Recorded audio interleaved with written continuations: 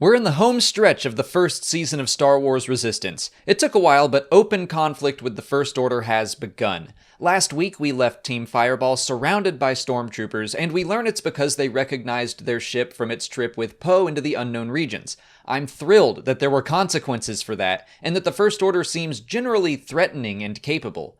Bucket organizes a classic astromech distraction to save everybody. Yeager immediately takes down 3 stormtroopers in an awesome sequence. It felt like one of those movie moments where the retired soldier's training kicks in and he's back to his old ways.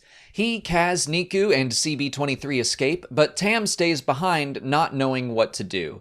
I feel like people are going to be annoyed with Tam, but I see things from her point of view. She's too young to know what the Empire was like or the real dangers the First Order represent. She's just trying to de-escalate things. If her friends had told her the truth at any point, I'm sure she would have sided with them, but they didn't trust her. That said, Kaz was expressly ordered not to trust anyone, so it's a very complicated situation. This conflict right now is one of the most compelling to me because it's been so well established. Nobody is 100% right, and unfortunately, Tam could be the biggest threat to the group now. The First Order probably knows that because the new Security Bureau agent character, Tierney, plays the perfect good cop. She apologizes for the stormtroopers' behavior, is kind on the surface, and takes Tam up to the high tower, something we know has been a goal of hers since early in the season. She wants a taste of the good life, and now the First Order has given it to her, and she's shown proof that Kaz isn't all he's claimed to be. Back with the main group, Kaz immediately feels guilty about Tam's capture, and all he can think about is rescuing her. Yeager is the more pragmatic voice, and he wants to get a message to the Resistance first. In order to do that, they have to turn off the First Order jammer, which is highly protected at the top of the platform. So Kaz comes up with the crazy but pretty cool plan to sink the station so they can just swim up to it. By the way, Niku says they have to increase downward thrust to do that, which to me says the station also has upward thrust, and I'm going to keep arguing that the Colossus is a space station until it's explicitly stated otherwise. The plan works, and Kaz is able to not only get a message to the Resistance, but he receives a message in return. Unfortunately, Yeager is captured in the process, which was very much intentional on his part. I expect he's trying to get to Tam so he can explain things and hopefully apologize for keeping her in the dark so long. I could see that going a lot of different ways, which is another reason Tam's story right now is so compelling. I could genuinely see her joining the First Order, feeling betrayed by her friends. That's not what I want her to do, but I also love stories where friends become enemies and vice versa. If Tierney keeps playing on her emotions, I could see why she would want to join up.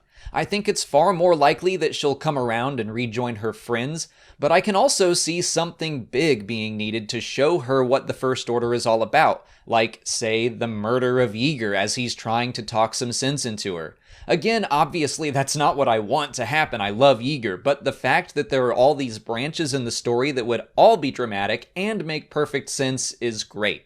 When Kaz sees the message he got from Leia, it's not one of hope. It's basically saying, sorry, but you're on your own. There's no Poe, no Yeager, it's now up to Kaz. He has to grow up and take on that leadership position.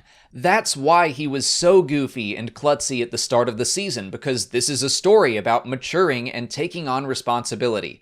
Did they overdo it at times? Sure. But now we're in this moment where we are rooting for Kaz, like, come on man, you can do it, keep it together. If he had been a perfect, capable spy this whole time, this moment wouldn't be such a big occasion. I also think that what we're building towards is something touched on by The Last Jedi. Sometimes you can't count on the hero you know to save the day. The Resistance, specifically Kaz's idol Poe, isn't coming to help. The Rebel War hero Yeager has been captured.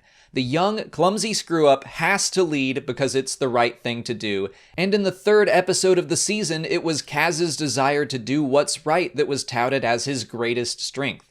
At the end of this episode, he says it himself. We have each other, we are the Resistance now, all of us. I think Kaz is going to lead not only known characters like Niku and the ace pilots against the First Order, but the pirates and background characters as well. We'll see the normal, everyday people take up the fight to protect their home, and maybe even the galaxy. Something I've thought a lot about watching The Last Jedi and now Resistance is The Dark Knight Rises. It had a similar message. Batman was meant to be a symbol for the people of Gotham. The city was corrupt, and even the police were too dirty or too scared to stand against it. Batman was proof that the criminals of Gotham City could be stopped, and by the end of The Dark Knight Rises, he's no longer needed. The police take up the fight, not against the mob, but against an army.